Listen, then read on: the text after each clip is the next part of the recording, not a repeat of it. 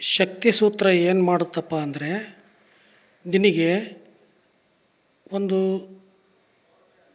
ಸಹಾಯವನ್ನು ಮಾಡುತ್ತೆ.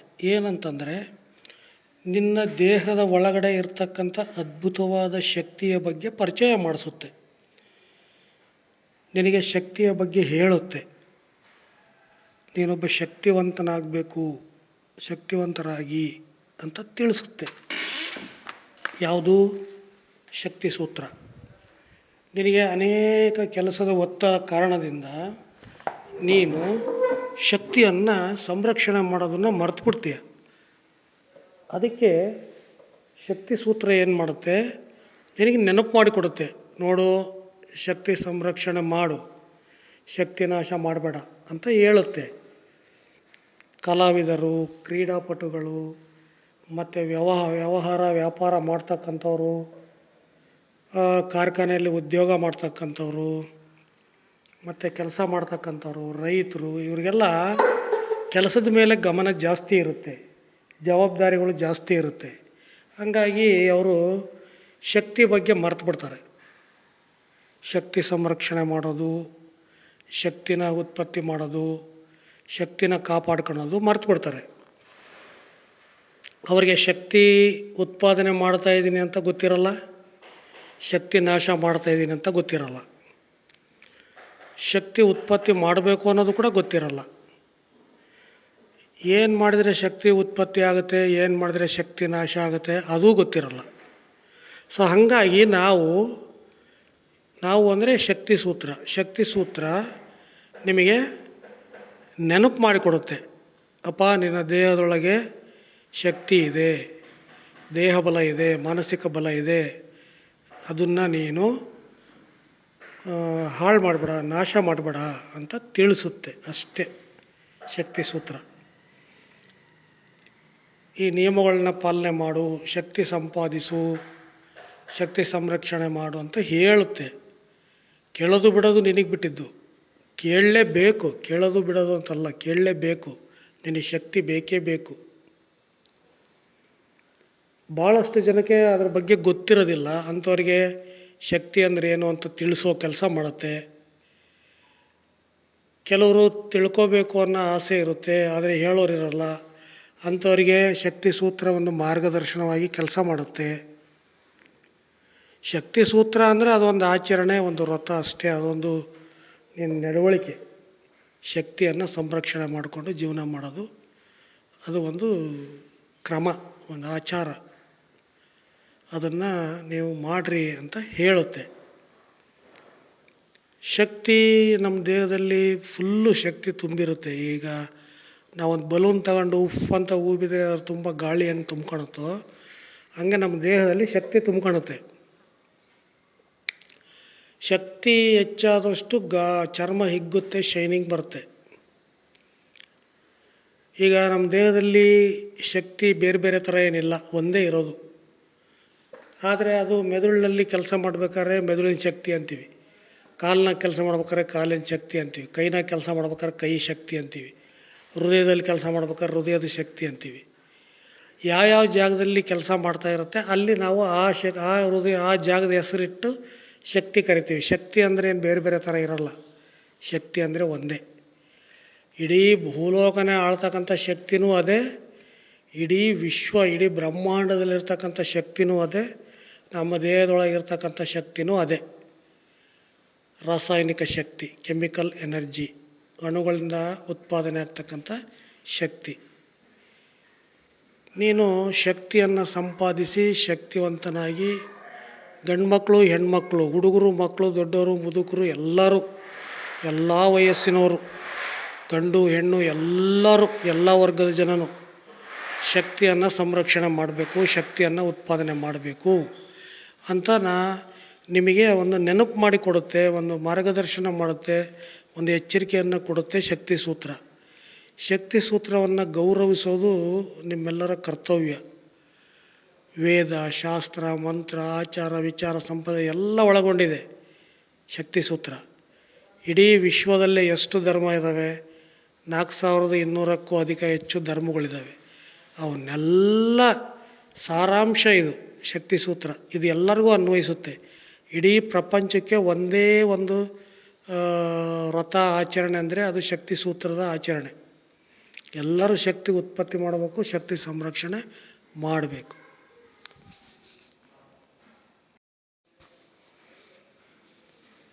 ಅನೇಕ ವರ್ಷಗಳ ಸಂಶೋಧನೆಯನ್ನು ನಾವು ನೋಡಿದಾಗ, ಸಂಶೋಧನೆ ಮಾಡಿರ್ತಕ್ಕಂಥದ್ದನ್ನು ನಾವು ನೋಡಿದಾಗ, ನಮ್ಮ ದೇಹದಲ್ಲಿ ಇರುವ ಅದ್ಭುತ ಶಕ್ತಿ ಯಾವುದು ಅಂದರೆ ಬೋನ್ ಮ್ಯಾರೋ. ಮೂಳೆ ಒಳಗಡೆ ಇರುತ್ತೆ ಬೋನ್ ಮ್ಯಾರೋ, ಸ್ಕಲ್ ಒಳಗಡೆ ಇರುತ್ತೆ. ಬೋನ್ ಮ್ಯಾರೋ ಇದೆಯಲ್ಲ, ಅದು ನಮ್ಮ ಅದ್ಭುತವಾದ ಶಕ್ತಿ. ಅದು ದೈಹಿಕ ಶಕ್ತಿಯಾಗಿ ಪರಿವರ್ತನೆ ಆಗುತ್ತೆ, ಮಾನಸಿಕ ಶಕ್ತಿಯಾಗಿ ಕೂಡ ಪರಿವರ್ತನೆ ಆಗುತ್ತೆ.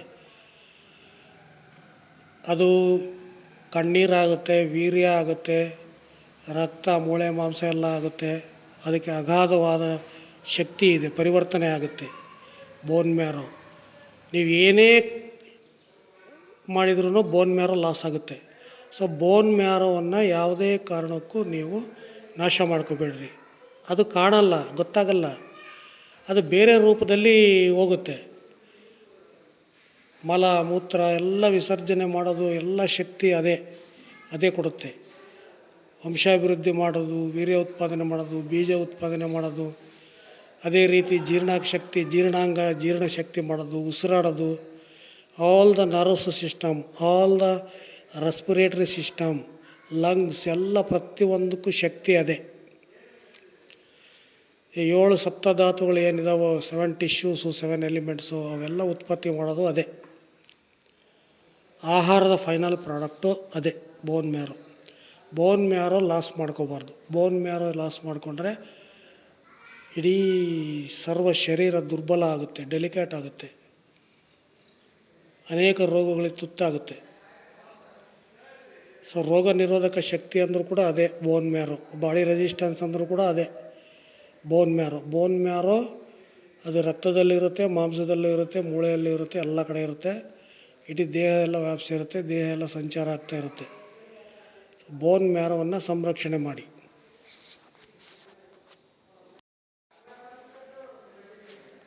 ಈ ಭೂಮಿ ಮೇಲೆ ವಾಸಿಸುವ ಎಲ್ಲ ಪ್ರಾಣಿಗಳು ಮುಖ್ಯ ಉದ್ದೇಶ ಏನಪ್ಪ, ಫೈನಲ್ ಪ್ರಾಡಕ್ಟ್ ಏನಪ್ಪ ಅಂತಂದರೆ ವಂಶಾಭಿವೃದ್ಧಿ ಮಾಡೋದು, ಬೇರೆ ಏನೂ ಇಲ್ಲ.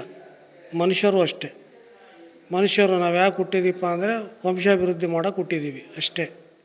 ಇನ್ನೊಂದು ಜೀವಿಯನ್ನು ಸೃಷ್ಟಿ ಮಾಡೋದೇ ನಮ್ಮ ಕೆಲಸ.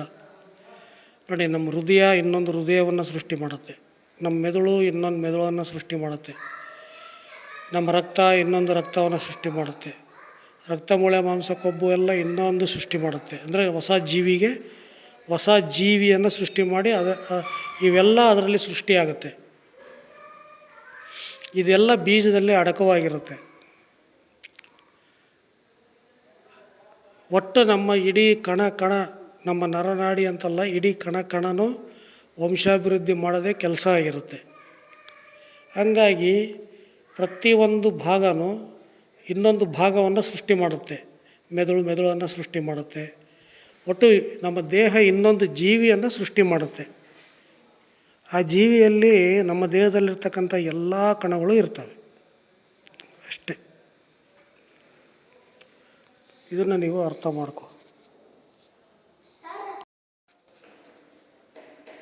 ನಾವು ಏನಾದರೂ ಊಟ ಮಾಡಿದರೆ ಅದು ಶಕ್ತಿಯಾಗಿ ಕನ್ವರ್ಟ್ ಆಗುತ್ತೆ. ಹಂಗೆ ಈಗ ನಾವು ಏನೇ ತಿನ್ನಲಿ ಆಹಾರ, ಅದು ಸೆಕ್ಸ್ ಎನರ್ಜಿಯಾಗಿ ಕನ್ವರ್ಟ್ ಆಗುತ್ತೆ. ನಮ್ಮದು ಫೈನಲ್ ಪ್ರಾಡಕ್ಟ್ ಏನಪ್ಪ ಅಂದರೆ ಸೆಕ್ಸ್ ಎನರ್ಜಿ. ನಾವು ಆ ಸೆಕ್ಸ್ ಎನರ್ಜಿಯನ್ನು ದೈಹಿಕ ಬಲವಾಗಿ, ಮಾನಸಿಕ ಬಲವಾಗಿ ಪರಿವರ್ತನೆ ಮಾಡಬೇಕು. ಅದು ನಮ್ಮ ಕರ್ತವ್ಯ. ಏನೇ ತಿನ್ನು ನೀನು, ಅದು ಸೆಕ್ಸ್ ಎನರ್ಜಿಯಾಗಿ ಕನ್ವರ್ಟ್ ಆಗುತ್ತೆ. ನಾವು ಪ್ರತಿದಿನ ಪ್ರತಿ ಕ್ಷಣ ನಾವು ಈ ಸೆಕ್ಸ್ ಎನರ್ಜಿಯನ್ನು ಒಂದು ದೇಹದ ಬೆಳವಣಿಗೆಗೆ, ದೇಹದ ಪೋಷಣೆಗೆ ಇದನ್ನು ಉಪಯೋಗಿಸ್ಬೇಕು. ಅದಕ್ಕೆ ಈ ಶಾಸ್ತ್ರ, ಸಂಪ್ರದಾಯ, ಧರ್ಮ ಎಲ್ಲ ಇರೋದು. ನಾವು ಇದನ್ನು ಮಾಡಲಿಲ್ಲ ಅಂತಂದರೆ ಬರೀ ಸೆಕ್ಸ್ ಥಿಂಕಿಂಗು, ಬರೀ ಸೆಕ್ಸ್ ಕಡೆಗೆ ಗಮನ ಹೋಗುತ್ತೆ. ಅದು ಅದೇ ಕೆಲಸ ಮಾಡುತ್ತೆ ದೇಹ. ಅದಕ್ಕೋಸ್ಕರ ನಾವೇನು ಮಾಡಬೇಕು, ವ್ರತ, ಪೂಜೆ, ಆಚರಣೆ ಇವನ್ನೆಲ್ಲ ಮಾಡಬೇಕು. ಆದಷ್ಟು ಸೆಕ್ಸನ್ನು ಕಂಟ್ರೋಲು ಮಾಡಬೇಕು. ಮಾಡಲಿಲ್ಲ ಅಂತಂದರೆ ಅನಾಹುತಗಳು ಜಾಸ್ತಿ ಆಗ್ತವೆ. ಹೆಣ್ಮಕ್ಳು ನಾಶವಾಗ್ತಾರೆ, ಗಂಡು ಮಕ್ಕಳು ನಾಶವಾಗ್ತಾರೆ. ಮತ್ತು ದುರ್ಬಲರು ಜನ್ಮ ತಾಳ್ತಾರೆ, ಶಕ್ತಿಹೀನರು ಜನ್ಮ ತಾಳ್ತಾರೆ, ಅಂಗವಿಕಲರು ಹೆಚ್ಚಾಗಿ ಜನ್ಮ ತಾಳ್ತಾರೆ. ಸೊ ಇದು ಅತಿಯಾಗಿ ವಂಶಾಭಿವೃದ್ಧಿ ಮಾಡೋದು ಕೂಡ ಒಳ್ಳೆಯದಲ್ಲ. ಶಕ್ತಿಶಾಲಿಯಾದ ಸತ್ಪ್ರಜೆಗೆ ಜನ್ಮ ಕೊಡೋದಕ್ಕಾಗೋದಿಲ್ಲ. ಅದಕ್ಕೆಲ್ಲ ತುಂಬ ನಿಯಮಗಳಿದ್ದಾವೆ, ಅವನ್ನೆಲ್ಲ ಪಾಲನೆ ಮಾಡಬೇಕು. ಜನರಿಗೆ ಶಕ್ತಿ ಸಂಪಾದನೆ ಮಾಡು ಅಂತ ಹೇಳಿದರೆ ಅವ್ರು ಕೇಳೋಕ್ಕಾಗಲ್ಲ, ಅವ್ರ ಕೈಲಿ ಅವ್ರಿಗೆ ಇಷ್ಟ ಆಗಲ್ಲ. ಅಯ್ಯಪ್ಪ ಶಕ್ತಿ ಸಂಪಾದನೆ ಮಾಡು ಅಂತಂದರೆ ಎಲ್ಲ ವಿರುದ್ಧವಾಗಿರುತ್ತದು. ಹಂಗೆ ಮಾಡು ಹಿಂಗೆ ಮಾಡು ಶಕ್ತಿ ಬರುತ್ತೆ ಅಂತ ಹೇಳ್ತಾರೆ. ಆದರೆ ಹಂಗೆ ಮಾಡಬೇಡ ಹಿಂಗೆ ಮಾಡಬೇಡ ಅಂತಲೂ ಹೇಳ್ತಾರೆ. ಯಾವುದು ನಾವು ಮಾಡಬೇಡ ಅಂತೀವೋ ಅದು ಜನಗಳಿಗೆ ಇಷ್ಟ ಆಗಲ್ಲ. ಯಾಕೆ ಅಂತಂದರೆ ಅದನ್ನೇ ಮಾಡ್ತಿರ್ತಾರೆ. ಸೊ ಅದಕ್ಕೆ ಶಕ್ತಿ ಸಂಪಾದನೆ ಮಾಡು, ಆರೋಗ್ಯವಂತನಾಗಿರು, ಬುದ್ಧಿವಂತನಾಗಿರು ಅಂತ ಮಾತ್ರ ಹೇಳಿದ್ರೆ ಕೇಳಲ್ಲ. ಅದೇ ನೀನು ಶಕ್ತಿ ನಾಶ ಮಾಡ್ಕೊ ಅಂತಂದರೆ ಕೇಳ್ತಾರೆ. ಯಾಕೆ ಹಂಗೆ ಮಾಡ್ತಾರೆ ಅಂತಂದರೆ ನಮ್ಮ ದೇಹದ ಕಣ ಕಣವೂ ಕೂಡ ವಂಶಾಭಿವೃದ್ಧಿಗೋಸ್ಕರನೇ ಕೆಲಸ ಮಾಡ್ತಾಯಿರುತ್ತೆ. ಹಂಗಾಗಿ ಅದಕ್ಕೆ ಇಷ್ಟವಾಗುತ್ತೆ. ನೀವು ಏನಾದ್ರೂ ಕಂಟ್ರೋಲ್ ಮಾಡು, ಸೆಕ್ಸ್ ಕಂಟ್ರೋಲ್ ಮಾಡು, ಮತ್ತು ಈ ಸೆಕ್ಸ್ ಎನರ್ಜಿಯನ್ನು ಸ್ಪಿರಿಚುವಲ್ ಎನರ್ಜಿಯಾಗಿ ಕನ್ವರ್ಟ್ ಮಾಡು ಅಂತ ಹೇಳಿದ್ರೆ ಸಿಟ್ಟು ಬರುತ್ತೆ ಅವರಿಗೆ. ಯಾಕಂತಂದರೆ ಎಲ್ಲದನ್ನು ಸ್ಟಾಪ್ ಮಾಡಬೇಕಾಗುತ್ತೆ. ಅವರ ಆಲೋಚನೆಗಳು ಸ್ಟಾಪ್ ಆಗ್ತವೆ, ಅವ್ರ ಹ್ಯಾಬಿಟ್ಸು ಸ್ಟಾಪ್ ಆಗ್ತವೆ. ಸೊ ಅವೆಲ್ಲ ಕಂಟ್ರೋಲ್ ಮಾಡಬೇಕಾಗತ್ತೆ. ಯಾಕಂದರೆ ನಾವು ಈಗ ಒಂದು 100 ರೂಪಾಯನ್ನು 100 ದಿನಕ್ಕೂ ಖರ್ಚು ಮಾಡ್ಬೋದು, 10 ದಿನಕ್ಕೂ ಖರ್ಚು ಮಾಡ್ಬೋದು, 3 ದಿನಕ್ಕೂ ಖರ್ಚು ಮಾಡ್ಬೋದು.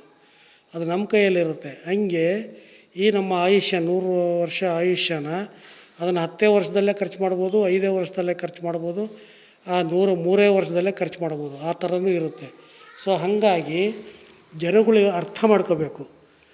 ಶಕ್ತಿ ಸಂಪಾದನೆ ಮಾಡಿ, ಶಕ್ತಿ ಉತ್ಪಾದನೆ ಮಾಡಿ, ಶಕ್ತಿಯನ್ನು ಸಂರಕ್ಷಣೆ ಮಾಡದೇ ಇದ್ದರೆ ಬಹಳ ಅನಾಹುತ ಆಗುತ್ತೆ, ಆಯುಷ್ಯ ಕಡಿಮೆ ಆಗುತ್ತೆ, ಆರೋಗ್ಯ ಕೆಟ್ಟೋಗುತ್ತೆ.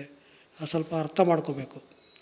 ನಾವು ಜನಗಳಿಗೆ ಏನೂ ಹೇಳಲಿಲ್ಲ, ಅವ್ರ ಪಾಡಿಗೆ ಅವ್ರನ್ನ ಬಿಟ್ಬಿಟ್ರೆ ಲೈಂಗಿಕ ಆಸಕ್ತಿ ಜಾಸ್ತಿ ಆಗುತ್ತೆ, ವಂಶಾಭಿವೃದ್ಧಿ ಕೆಲಸ ಜಾಸ್ತಿ ಆಗುತ್ತೆ. ಅದರಿಂದ ಜಗತ್ತು ಕೆಟ್ಟೋಗುತ್ತೆ, ಮನುಷ್ಯರು ಕೆಟ್ಟೋಗ್ತಾರೆ. ಸೊ ಹಾಗಾಗಿ ನಾವು ಈ ಒಂದು ಏನು ಶಕ್ತಿ ಸೂತ್ರದ ನಿಯಮಗಳಿದಾವೋ ಇವನ್ನ ಪಾಲನೆ ಮಾಡೋದ್ರಿಂದ ಸ್ವಲ್ಪ ಕಂಟ್ರೋಲ್ ಆಗುತ್ತೆ, ಮತ್ತು ಎನರ್ಜಿ ಸೇವ್ ಆಗುತ್ತೆ, ಮತ್ತು ಎನರ್ಜಿ ಫ್ಯೂಚರ್ ಯೂಸ್ ಆಗುತ್ತೆ. ವಯಸ್ಸಾದಾಗ ನಮ್ಮ ಅಂಗಾಂಗಗಳಿಗೆ ಶಕ್ತಿ ಬೇಕು. ಆ ಟೈಮ್ನಲ್ಲಿ ಅವು ಶಕ್ತಿ ಉತ್ಪಾದನೆ ಸಾಮರ್ಥ್ಯ ಕಳ್ಕೊಂಡಿರ್ತವೆ. ಸೊ ಇರ್ತಕ್ಕಂಥ ಶಕ್ತಿಯನ್ನೇ ಉಪಯೋಗಿಸ್ಕೊಂಡು ಅಂಗಾಂಗಗಳು ಕೆಲಸ ಮಾಡ್ತಾಯಿರ್ತವೆ. ಹೃದಯ, ಕಿಡ್ನಿ, ಲಿವರು, ಈ ಥರ 79 ಅಂಗಾಂಗಗಳು ಕೆಲಸ ಮಾಡ್ತಾಯಿರ್ತವೆ. ಸೊ ಅದಕ್ಕೋಸ್ಕರ ನಾವು ಈ ಶಕ್ತಿಯನ್ನು ಸಂರಕ್ಷಣೆ ಮಾಡಿ ಇಡಬೇಕು. ಸಪ್ತಧಾತು ರೂಪದಲ್ಲಿರುತ್ತೆ ಶಕ್ತಿ, ಮೂಳೆ ರೂಪದಲ್ಲಿರುತ್ತೆ, ಮಾಂಸದ ರೂಪದಲ್ಲಿರುತ್ತೆ, ಕೊಬ್ಬಿನ ರೂಪದಲ್ಲಿರುತ್ತೆ, ರಕ್ತ ಮೂಳೆ ಮಾಂಸದ ರೂಪದಲ್ಲಿ ಇರುತ್ತೆ ಶಕ್ತಿ. ಅದನ್ನು ನಾವು ಕರಗಕ್ಕೆ ಬಿಡಬಾರ್ದು, ಕರಗೋಗ್ಬಿಡುತ್ತೆ. ನಾವು ಶಕ್ತಿ ನಾಶ ಅಂದ್ರೇನು, ಮೂಳೆ ಮಾಂಸ ರಕ್ತ ಎಲ್ಲ ಕರಗೋಗೋದು, ಅದಕ್ಕೆ ಶಕ್ತಿ ನಾಶ ಅಂತ ಕರಿತೀವಿ. ಹಂಗಾಗೋದಕ್ಕೆ ಬಿಡಬಾರ್ದು. ಅರ್ಥ ಆಯ್ತಾ? ಶಕ್ತಿ ಸಂರಕ್ಷಣೆ ಮಾಡು ಅಂತ ಯಾರಾದರೂ ಹೇಳಿದರೆ ಅದು ನಿಮ್ಮೊಳ್ಳೆದಕ್ಕೆ ಅಂತ ತಿಳ್ಕೊಬೇಕು. ಈಗ ನಾವು ಶಕ್ತಿ ಸೂತ್ರದ ಮುಖಾಂತರ ಜನಗಳಿಗೆ ಒಂದು ತಿಳುವಳಿಕೆ ಕೊಡ್ತೀವಿ. ಎಲ್ಲರೂ ಶಕ್ತಿವಂತರಾಗ್ರಿ, ಜ್ಞಾನಿಗಳಾಗ್ರಿ, ಬುದ್ಧಿವಂತರಾಗ್ರಿ. ಯಾರು ಕೇಳೋದೇ ಇಲ್ಲ. ನೀನು ಶಕ್ತಿ ಸಂಪಾದನೆ ಮಾಡು ಅಂದರೆ ಕೇಳೋರಿಲ್ಲ, ನೀನು ಶಕ್ತಿ ಸಂರಕ್ಷಣೆ ಮಾಡು ಅಂತ ಹೇಳಿದರೆ ಕೇಳೋರಿಲ್ಲ. ಯಾರು ಏನು ಹೇಳಿದ್ರು ಕೇಳಲ್ಲ. ಯಾಕೆ? ಶಿಕ್ಷಣ ಇಲ್ಲ, ವಿದ್ಯಾಭ್ಯಾಸದ ಕೊರತೆ, ಸರಿಯಾದ ವಿದ್ಯಾಭ್ಯಾಸ ಇಲ್ಲ, ಸರಿಯಾದ ವಿಜ್ಞಾನ ತಿಳ್ಕೊಂಡಿಲ್ಲ. ಈ ಜನಗಳು ಅವರವರ ಕಸುಬು, ಅವರವರ ಜಾತಿ, ಅವರವರ ಧರ್ಮ, ಅವರವರ ದೇವರು ಅದನ್ನು ನಂಬಿ ನಡೀತಾ ಇರ್ತಾರೆ. ಎಲ್ಲೂ ಶಕ್ತಿ ಸಂಪಾದನೆ ಮಾಡು, ಶಕ್ತಿ ಉತ್ಪತ್ತಿ ಮಾಡು, ಶಕ್ತಿ ಸಂಗ್ರಹಣೆ ಮಾಡು, ಶಕ್ತಿ ಸಂರಕ್ಷಣೆ ಮಾಡು ಅಂತ ಎಲ್ಲೂ ಹೇಳಿರಲ್ಲ. ಅದೊಂದು ಬಿಟ್ಟು ಎಲ್ಲ ಹೇಳಿರ್ತಾರೆ, ಎಲ್ಲ ಮಾಡ್ತಾಯಿರ್ತಾರೆ. ಆದರೆ ನಾವೊಬ್ಬ ಸಾಮಾನ್ಯ ಮನುಷ್ಯ, ನಾವೆಲ್ಲ ಇದನ್ನೆಲ್ಲ ಕೆಲಸ ಮಾಡೋದಕ್ಕಾಗೋದಿಲ್ಲ. ಈ ಕೆಲಸ ಎಲ್ಲ ಈ ಪ್ರಪಂಚವೆಲ್ಲ ಸರಿ ಮಾಡೋಕ್ಕಾಗೋದಿಲ್ಲ. ನಾವು ಇದಕ್ಕೆಲ್ಲ ಸರ್ಕಾರ ಬರಬೇಕು.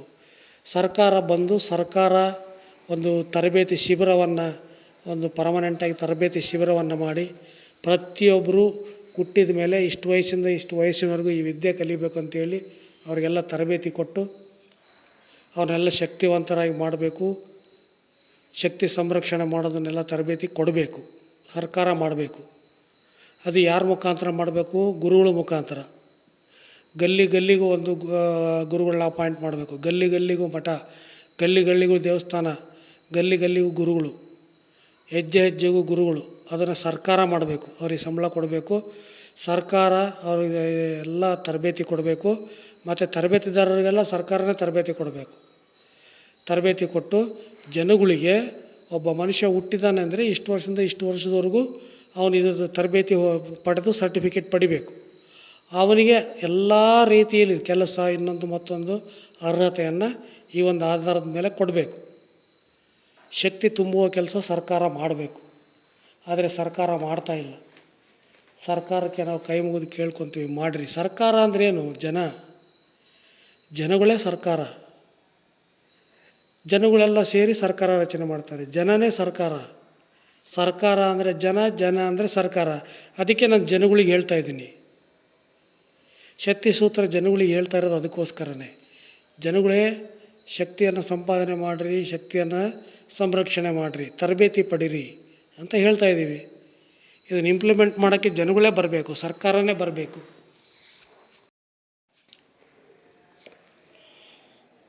ನಾವೇನಾದರೂ ಜನಗಳಿಗೆ ಡೈರೆಕ್ಟಾಗಿ ಹೇಳಿದರೆ ಶಕ್ತಿ ಅಂದ್ರೇನು, ಶಕ್ತಿ ಹೆಂಗೆ ಸಂರಕ್ಷಣೆ ಮಾಡಬೇಕು ಅವ್ರು ಕೇಳಲ್ಲ. ಯಾಕಂದರೆ ಅವ್ರಿಗೆ ಗೊತ್ತಿರಲ್ಲ. ಓಲಿ ಇಂಡೈರೆಕ್ಟಾಗಿ ಅವರಿಗೆ ಶಕ್ತಿ ಸಂಪಾದನೆ ಮಾಡು, ಶಕ್ತಿ ಉತ್ಪತ್ತಿ ಮಾಡು, ಶಕ್ತಿ ಸಂರಕ್ಷಣೆ ಮಾಡು ಅಂತ ಹೇಳಿದರೆ ಅದನ್ನು ಅವ್ರು ಕೇಳಲ್ಲ. ಯಾಕಂದರೆ ಅವ್ರಿಗೆ ಅದು ಅರ್ಥನೇ ಆಗಲ್ಲ.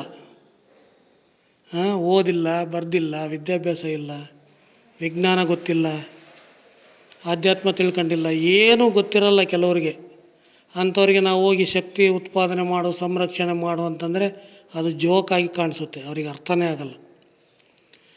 ಕೆಲಸ ಮಾಡೋಕ್ಕೆ ಶಕ್ತಿ ಬೇಕು, ಓಡಾಡೋಕ್ಕೆ ಶಕ್ತಿ ಬೇಕು, ಊಟ ಮಾಡಿದ್ರೆ ಜೀರ್ಣ ಮಾಡ್ಕೊಳಕ್ಕೆ ಶಕ್ತಿ ಬೇಕು, ಅದೆಲ್ಲ ಗೊತ್ತು.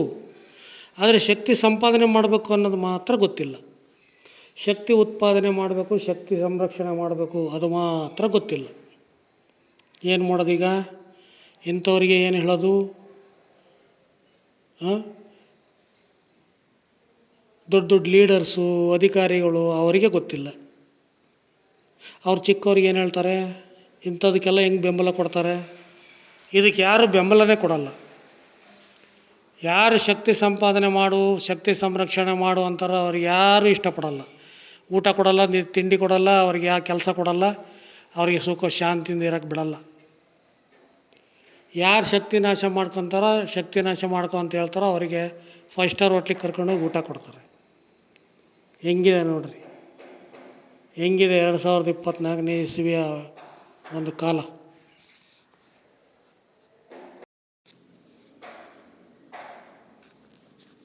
ಶಕ್ತಿ ಸೂತ್ರ ಏನು ಹೇಳುತ್ತಪ್ಪ ಅಂದರೆ, ನಿನಗೆ ಆರೋಗ್ಯ ಕೆಟ್ಟೋಗಿದೆಯಾ, ಡಾಕ್ಟ್ರ್ ಹತ್ರ ಹೋಗು. ಆರೋಗ್ಯ ಕೆಟ್ಟೋದ್ರೆ ಬೇರೆ ಎಲ್ಲೋದ್ರೂ ಸರಿ ಹೋಗಲ್ಲ, ಡಾಕ್ಟ್ರ್ ಹತ್ರನೇ ಹೋಗಬೇಕು. ಇಲ್ಲ ಆರೋಗ್ಯದ ಬಗ್ಗೆ ತಿಳ್ಕೊಬೇಕಾ, ಆರೋಗ್ಯ ಅಂದರೆ ಏನು ಅಂತ ತಿಳ್ಕೊಬೇಕಾ, ಆರೋಗ್ಯದ ಮಾರ್ಗದರ್ಶನ ಬೇಕಾ, ಗುರುಗಳ ಹತ್ರ ಹೋಗು. ಆರೋಗ್ಯದ ಬಗ್ಗೆ ಮಾರ್ಗದರ್ಶನ ಬೇಕು ಅಂದರೆ ಗುರುಗಳ ಹತ್ರ ಹೋಗು. ಆರೋಗ್ಯ ಕೆಟ್ಟೋದ್ರೆ ಡಾಕ್ಟ್ರ್ ಹತ್ರ ಹೋಗು, ಬೇರೆ ದಾರಿ ಇಲ್ಲ.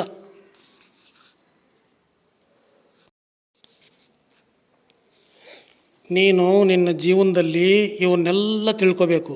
ಏನಪ್ಪ ಅಂದರೆ, ಮೆದುಳು ಚೆನ್ನಾಗಿರಬೇಕು ಅಂದರೆ ಏನು ಮಾಡಬೇಕು, ಮೆದುಳು ಆರೋಗ್ಯವಾಗಿರ್ಬೇಕಂದ್ರೆ ಏನು ಮಾಡಬೇಕು, ಮೆದುಳು ಶಕ್ತಿಶಾಲಿಯಾಗಿರಬೇಕು ಅಂದರೆ ಏನು ಮಾಡಬೇಕು, ಅದನ್ನು ತಿಳ್ಕೊಬೇಕು. ಗುರುಗಳಿಂದ ತಿಳ್ಕೊಬೇಕು. ಅದು ತಿಳ್ಕೊಂಡೇ ಜೀವನ ಮಾಡಬೇಕು. ಅದೇ ರೀತಿ ನಿನ್ನ ಕಿಡ್ನಿ, ಲಿವರು, ಲಂಗ್ಸು, ಹೃದಯ ಇವೆಲ್ಲ ಚೆನ್ನಾಗಿರಬೇಕು, ಆರೋಗ್ಯವಾಗಿರಬೇಕು, ಶಕ್ತಿಶಾಲಿಯಾಗಿರಬೇಕು ಅಂದರೆ ಏನು ಮಾಡಬೇಕು ಅಂತ ಗುರುಗಳಿಂದ ಕೇಳಿ ತಿಳ್ಕೊಬೇಕು. ಅದನ್ನೆಲ್ಲ ತಿಳ್ಕೊಂಡೇ ಜೀವನ ಮಾಡಬೇಕು. ನಮ್ಮ ದೇಹದಲ್ಲಿ 79 ಅಂಗಾಂಗಗಳಿದ್ದಾವೆ. ಹೃದಯ, ಕಿಡ್ನಿ, ಲಿವರು ಈ ಥರ ನಮ್ಮ ಕಂಟ್ರೋಲಲ್ಲಿಲ್ಲ. ಅವು ತಂಪಾಡಿತಾವು ಕೆಲಸ ಮಾಡ್ತಾ ಇರ್ತವೆ. ಅವಕ್ಕೆಲ್ಲ ಶಕ್ತಿ ಬೇಕು.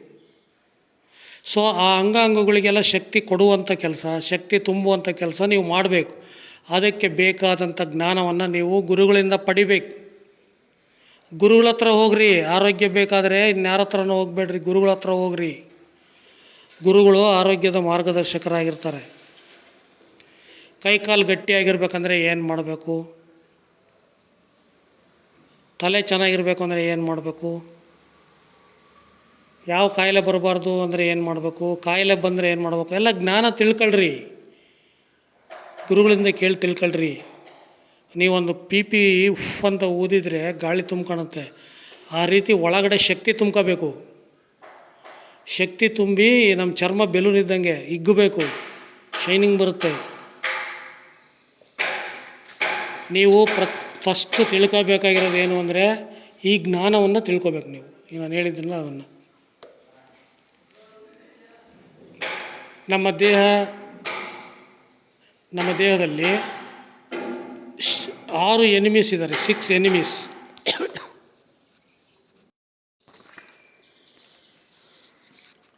ಮನಸ್ಸು ಸ್ಥಿಮಿತವಾಗಿರಬೇಕು ಅಂದರೆ ದೇಹವನ್ನು ದಂಡಿಸಬೇಕು.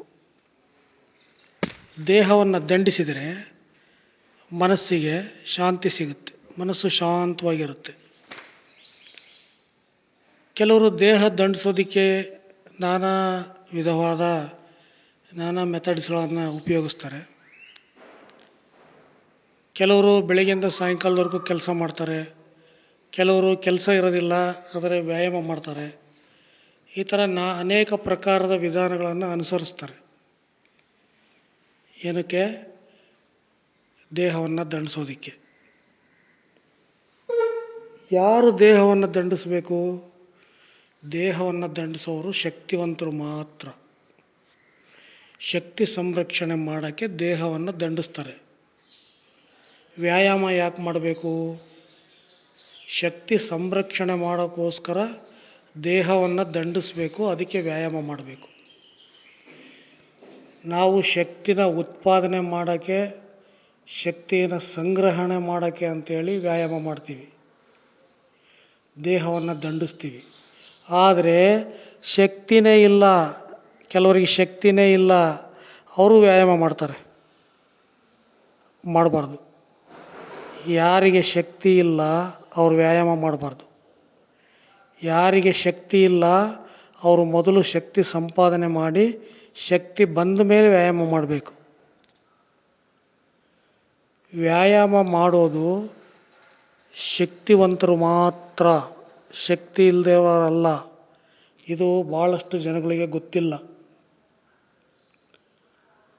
ಶಕ್ತಿವಂತರು ಏನು ಕೆಲಸ ಮಾಡಬೇಕು, ಶಕ್ತಿ ಇಲ್ಲದೆ ಇರೋರು ಏನು ಕೆಲಸ ಮಾಡಬೇಕು ಗೊತ್ತಿಲ್ಲ.